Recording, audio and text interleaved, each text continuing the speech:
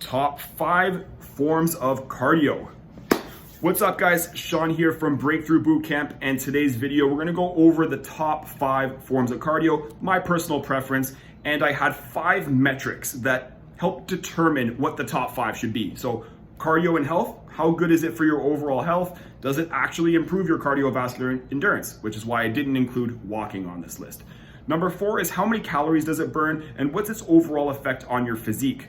Number 3 is accessibility. You want something that has a low barrier to entry. The more people that can do it, the better it is going to be on this list. And then number 2 will be risk, or number 4 will be risk. So does it pose injury risk? Does it require a steeper learning curve to actually get into? And then number 5 is enjoyability. So is it actually fun to do? You can have a fantastic cardio workout, but if you don't enjoy doing it, it's not going to be sustainable. So to get started, number 5, interactive tech.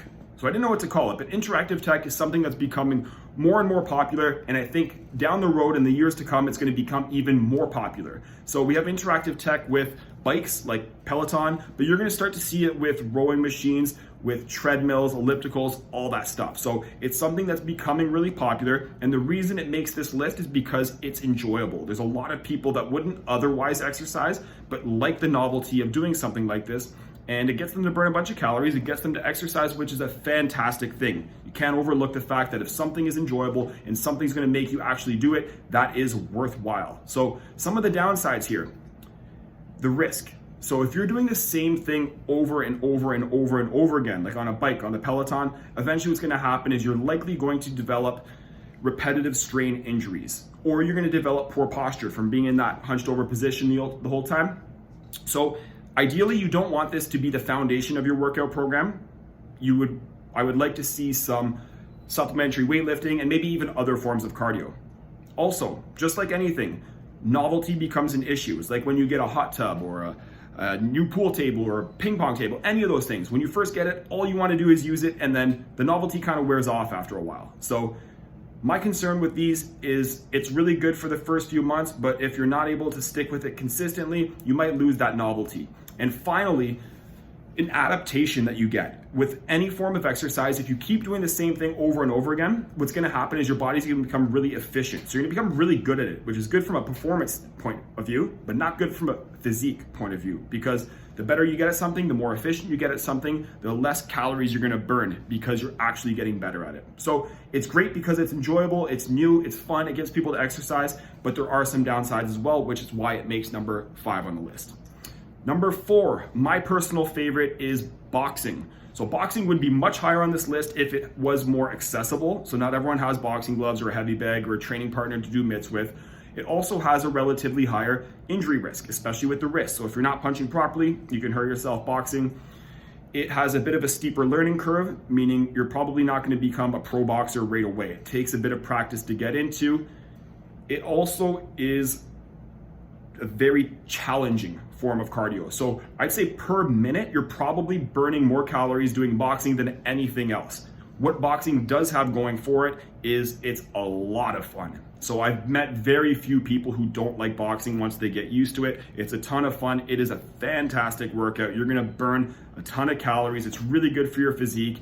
And it's a really good, different type of cardio alternative. It doesn't feel like cardio because you actually enjoy it. So number 4 is boxing. Number 3, and it's only so high on this list because of its accessibility, is jogging, specifically outside. Because when you're running outside, you get the benefits of fresh air. You get that vitamin D. It's better for you mentally, physically, and emotionally. So running outside, the reason it's so high is because anyone can do it. It doesn't require equipment. It doesn't require a certain fitness level, although that does help. And that would be one of the risks and conditions I would say.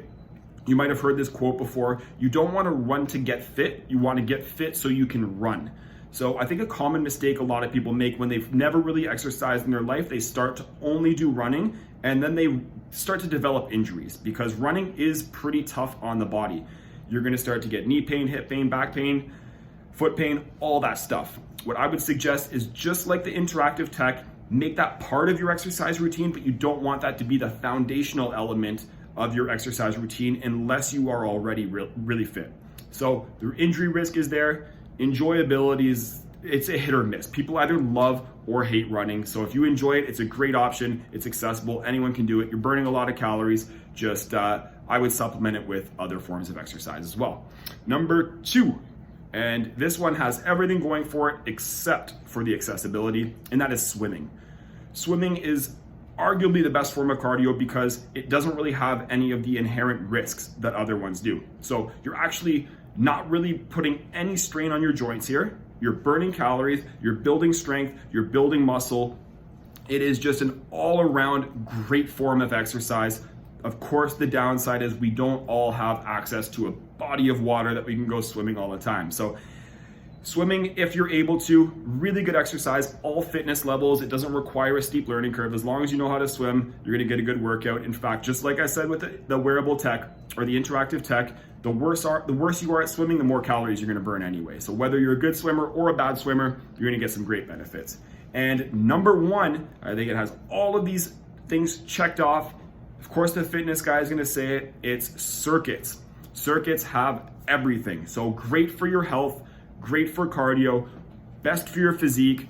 It's accessible. Ideally, all you need is a pair of dumbbells, but even that, you can just go body weight. Relatively low risk once you actually understand how to do some of these movements, and it's enjoyable because you're not doing the same thing all the time. You can switch up the exercises, you can switch up the formats, you can switch up the timings, and it just has everything going for you, which is exactly what our business model is based off of. So we want to make sure that we're able to get you the results you want, improve your health, not hurt you along the way, but something that is accessible and enjoyable, which is why circuit training is number 1 on the list. It's also going to be the best one for your physique because it has not only burning calories, but building muscle and strength as well. So you get that toned physique that everyone wants. So just to recap, number 5 is interactive tech. Number 4 is boxing. Number 3 is jogging. Number 2 is swimming. And number 1 is circuits. So if you guys have your personal favorite, let me know, drop them down in the comment box below. Always curious to get other feedback. Hope you enjoyed the video, and I'll see you guys next week.